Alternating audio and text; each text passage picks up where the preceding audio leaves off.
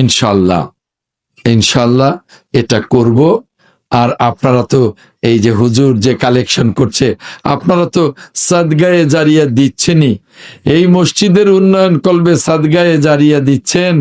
এই মসজিদ জনম জনম টিকে থাকবে। যারা নামাজ পড়বে সমস্ত মুসল্লির আমল আপনাদের কাছে, আপনাদের আমলে যোগ হবে। আর কাল কিয়ামতের ময়দানে এই আমলগুলো আল্লাহর কাছে আপনাদের জন্য সাক্ষী দেবে। তাই আপনাদেরকে বলবো, রাব্বুল আলামিন আপনারা যে যেভাবে পারেন, যেটুকু পারেন সাদগায়ে জারিয়া আদায় করে যাবেন। আমিও কিছু সাদগায়ে জারিয়া আদায় করে যাব। আমাকে জাহাঙ্গীর বলছে, ভাই এই যে নদী ভাঙন, আমি আগেই বলেছি শূন্য একটা সভায়, রাজনৈতিক সভায়, আজকে আপনাদের মাহফিলে বলি, কাউলজানিতে বলেছি, আমি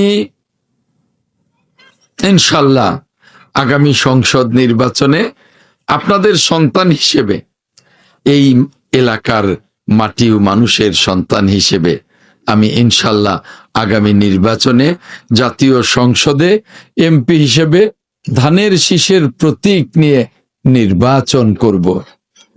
আপনাদের কাছে অনুরোধ, আপনাদের সন্তান হিসেবে আপনারা পর্দার আড়ালের মা বোনেরা সকলে এই ডুমনিবাড়ির সকল মানুষকে নিয়ে, সকল ভোটারদের নিয়ে আমাকে দোয়া করবেন এবং আমাকে ধানের শীষে ভোট দেবেন।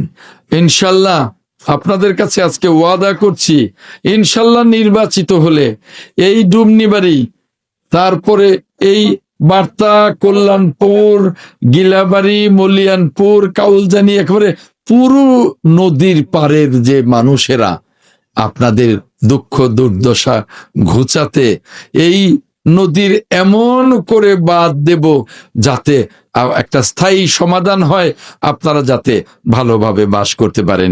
ইনশাল্লাহ সেই ওয়াদা আপনাদের কাছে করছি। আমিন।